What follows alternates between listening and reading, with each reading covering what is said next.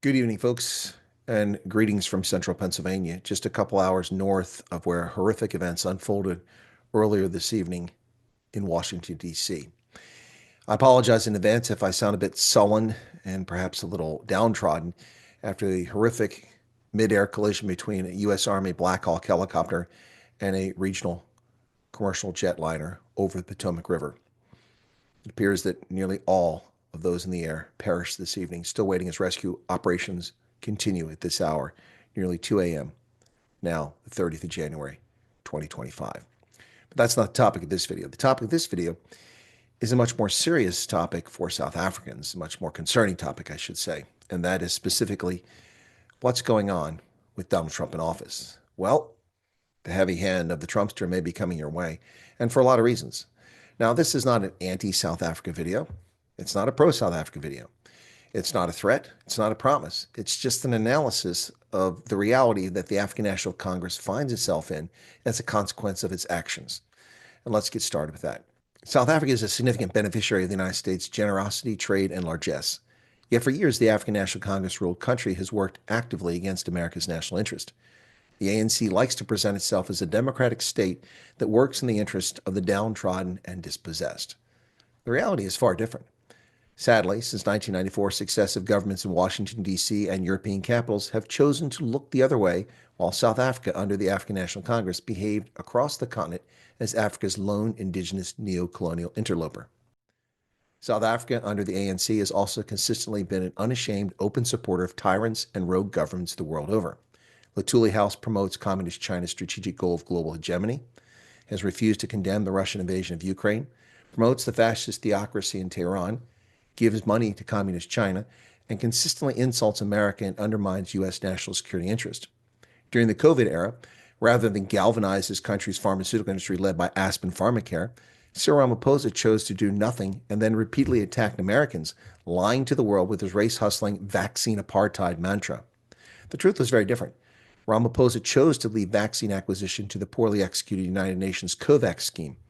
When the UN failed to deliver the hoped-for COVID vaccines, Ramaphosa called America racist.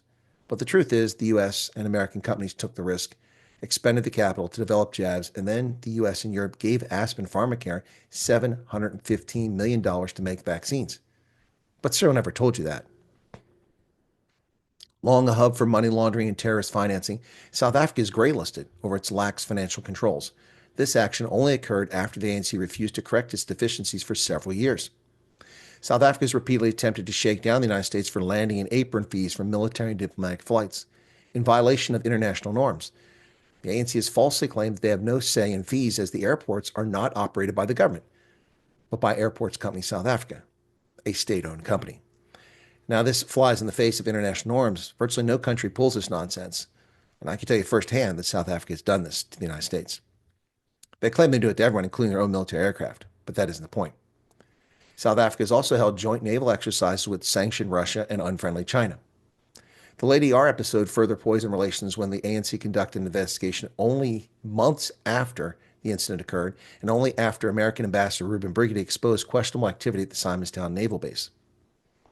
Claiming the moral high ground, Pretoria targeted Washington's ally in the Middle East, Israel, the only democracy there, while refusing to condemn the Hamas terror attack, which claimed over 1,200 lives and resulted in 200 hostages.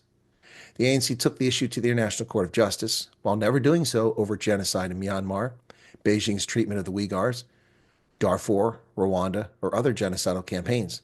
The ICJ rejected South Africa's bid to misuse the Genocide Convention to impose a ceasefire on Israel that would simply have allowed Hamas a respite to regroup, rearm, and then attack again. The ANC's hypocrisy is plain for all objective, cogent humans to see. It backs terrorists over democratic states. These and many other issues have long been ignored by Washington. However, there's a new sheriff in town, and it's quite clear that President Trump has little patience for perceived slights. This will be a markedly different relationship going forward between Pretoria and Washington. In his first term, Trump largely ignored South Africa and, in fact, sent an ambassador like Lana Marks, who was clueless and had no idea what she was doing, showing how unimportant South Africa was to Trump. But this time, the first pal is Elon Musk, who grew up in Gauteng. And perhaps it may be a little bit different. Given recent radical action emanating from a far from humble plurality ANC, including the Basic Education Laws Amendment Act, absconding education from local communities, a proposed 3% corporate tax to fund only black-owned businesses, and now expropriation without compensation law, the government of national unity is acting against the interest of South African citizens and contrary to the interest of the United States. Now, South Africa is a sovereign nation and under no obligation to run its government in accord with the interest of the United States. For over 30 years, it's done so, and there have been no strategic consequences whenever the ANC passed racist legislation, insulted America, or acted against Washington's interest. But Cyril Ramaphosa and the ANC are foolishly poking the bear. If Luthuli House thinks diplomatic relations will be steady state, they are sorely mistaken. Just ask Colombia's President Gustavo Petro how serious Trump can be and how quickly he will act when offended. Now, how might this affect South Africa? Well, the United States is South Africa's second largest trading partner. Washington frequently promotes Pretoria's interest in multilateral institutions like the International Monetary Fund, the World Bank, and is South Africa's largest official development assistance donor by a wide margin. So let's take a look at U.S.-South African trade. The United States has historically been South Africa's largest trading partner, up until a decade ago when China surpassed it. Two-way trade fluctuates significantly between $15 to $25 billion annually. In 2023, that trade was $17.5 billion. The USA is also South Africa's second largest source of imports, with 8.5%, almost 8.6% of imports, and $9.2 billion. Pretoria benefits significantly from access to the African Growth and Opportunity Act agreement, which allows thousands of South African goods and services to enter the U.S. duty-free. Now, the reason we extend this courtesy is in hopes the government will focus on the needs of South Africans for good governance. There's no reciprocity here. For instance, while South African goods and services enter the U.S. market with no duty, the same courtesy is not extended, and it's not expected for American goods exported to South Africa.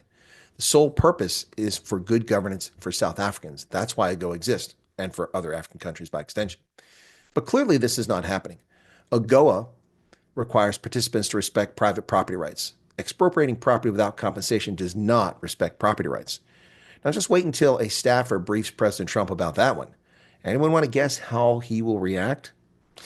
Pretoria has also been a malicious actor in imposing a 75% tariff on U.S. poultry exports to South Africa. So we'll take a look at foreign aid, and this is a big one for South Africa. South Africa is the ninth largest U.S. aid recipient in the world, and between 2012 and 2021, it received more than $6 billion in direct U.S. government foreign assistance. The United States provides the country billions of dollars more through its partnership funding agreements with international organizations such as the United Nations, the World Bank, and the International Monetary Fund. And during COVID, the World Bank and the International Monetary Fund, at the behest of America, who encouraged them to do so, gave the ANC $4.3 billion in grants. That's 78 billion rand. Where's that money? U.S. foreign aid goes to programs in support of agricultural development, food security, basic education, entrepreneurship, the national economy, and youth employment. However, the bulk of aid supports the country's health sector for HIV/AIDS care, prevention, and treatment, and more recently for improving the government's COVID-19 response capability. That didn't go so well. South Africa also benefits from an array of U.S.-financed energy, technology, health, education, and agricultural programs. These include Power Africa and Prosper Africa. Since 2003, as the single largest recipient of U.S.-funded HIV/AIDS support under the PEPFAR program, President's Emergency Program for AIDS Relief, South Africa has benefited from more than $8 billion. That's 152 billion rand. Now, Pretoria is slated to receive more than 900 million additional funds for HIV/AIDS in fiscal year 24, which was last year, and fiscal year 25, which is this year. Pretoria also agreed to the so-called Just Energy Transition Plan in exchange for a U.S. government commitment to provide South Africa with more than $1 billion, almost 20 billion rand, as part of a larger 8.5 billion donor-financed international aid package, the rest coming from European countries. Now, the ANC likes to take credit for ending load shedding in South Africa, but the truth is very different from the fairy tales the ANC likes to tell its constituents. Many residential customers have installed solar photovoltaic panels, significantly lowering the stress on the dilapidated South African grid. This accounts for a significant reduction in demand, about 3 gigabytes. But the big secret is that as of 2022, Power Africa, a U.S.-funded program, supported 3,180 megawatts or 3.2 gigawatts of electricity generation projects across South Africa, closing 38 deals and fostering billions of dollars in private sector investments, which aren't even accounted in direct foreign assistance. They're not official direct aid. This is private sector investment in energy. So between private South African citizens and the U.S. government, over 6 gigawatts of electricity comes from non-Eskom sources. Without the U.S. government, South Africa would most likely still be in load shedding. Did the ANC tell you that? Nope. President Trump's executive order freezing new foreign aid obligations for 90 days, just mere hours after he became president, sent the Democratic Alliance and many non-governmental actors into a panic. Imagine what happens if Trump actually does halt foreign aid for Pretoria. Whew.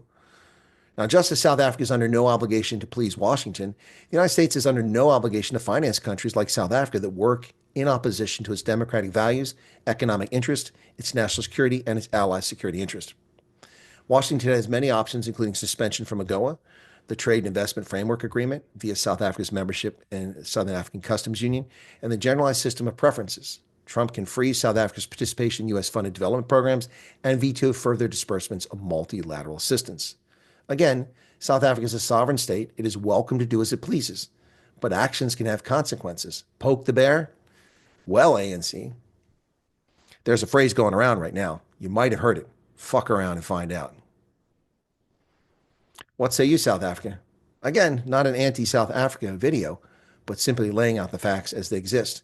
How long before Donald Trump turns his attention to Pretoria and the ANC begins to pay a price? Well, they won't pay a price. South Africans will pay a price for changes in the U.S.-South Africa relationship. For far too long, Pretoria and the ANC have gotten away with murder, literally, working against the interests of the United States. Somehow, I don't think that's going to continue in Trump's second term. What do you think? Feel free to leave a comment behind. Cheers.